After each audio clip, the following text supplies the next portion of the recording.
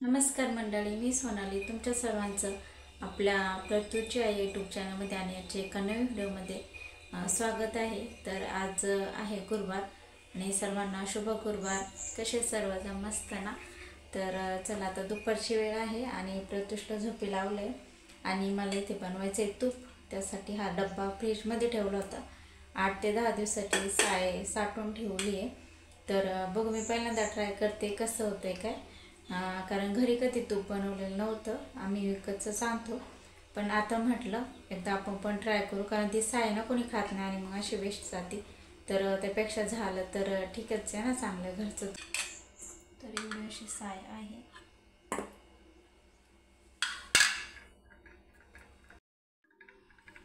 ही सर्व साय ना मिक्सरच्या भांड्यात काढून घेते।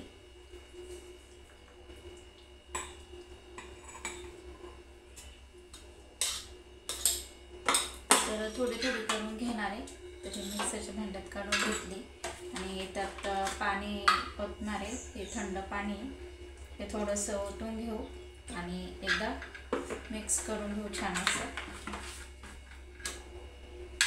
तर इथे बघू शकताय तुपाचा गोळा एकदम असा तयार झालेला आहे। तर त्याला कडून घेते। तर तूप कढवण्यासाठी ठेवले, पण आता हे मीडियम मध्ये करायचे। तर 10 वरती ठेवलंय इंडक्शन आणि भांडे खूप पडले बघा। माझा राडा इकडे सर्व किचन माझं खराब झालंय आणि इकडे बेसिंग पण। तर आता हे बारीक करून ठेवलेलं आहे, ते वितळस तर भांडे घासून घेते। बघू शकते अशा पद्धतीने होतंय तो। तर 10 मिनिट झाले आणि इकडे भांडे वगैरे घासून ठेवले आणि तूप पण होतच आलंय।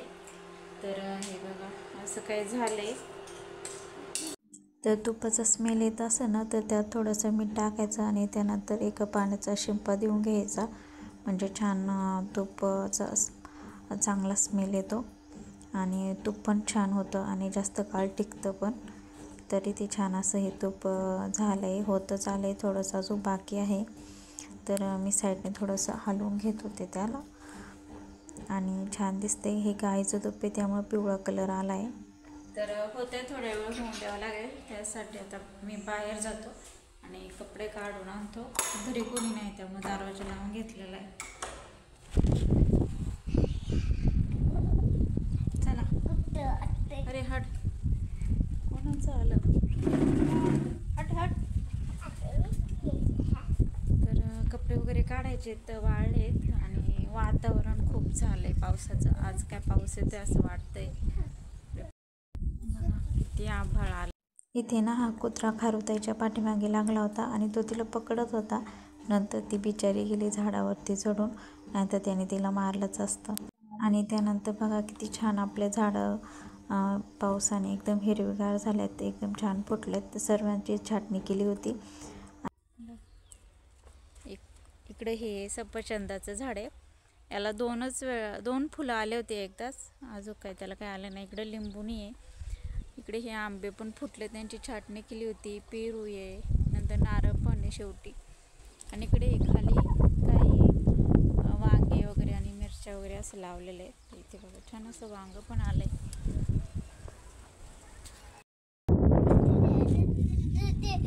तू आज घरी का थांबली?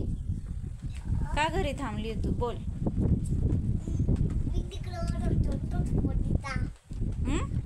चल, पाऊस आला, कपडे काढा। खूप पाऊस आला एकदम अचानकच। हे असं काही झालंय, हे नंतर गाळून घ्यावं लागेल। अजून 2-3 मिनिटे ठेवते आणि नंतर ही कणाईची बरणी होती ना, तर ही मी घासून ठेवली, आता यातच भरून ठेवणार आहे।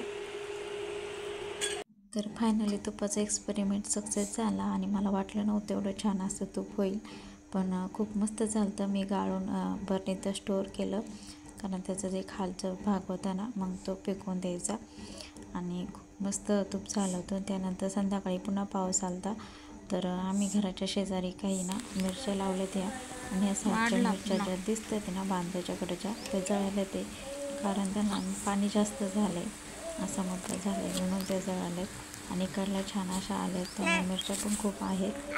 आणि संध्याकाळी मुलांसाठी नाही तर मी ॲपल ज्यूस बनवला होता आणि त्यात छान असे ड्रायफ्रूट वगैरे टाकून मस्त लुक आला होता त्याला. आणि चहा पण ठेवलेला इकडे. आणि मुलांसाठी छोट्याशा काही गोष्टी केल्या ना ते एकदम खुश होतात. तर एकदम खुश झाले होते प्राप्तीने ते. आणि नंतर मग इकडे दूध पण तापवून घेतलं आणि संध्याकाळी ना आमची शेवती आणि भाकरी असा प्रोग्राम होता. तरी ते शेंगोळे रेडी केले ते हे आईंनी मळून घेतलेत आणि मस्त शेंगोळे रेडी झालेत. तर आमच्याकडे शेवती किंवा शेंगोळे असं दोन्ही पण बोलतात. तुमच्याकडे काय बोलतात हे कमेंटमध्ये नक्की सांगा. आणि आजचा व्हिडिओ इथंच थांबूयात. Okay, bye bye, take care.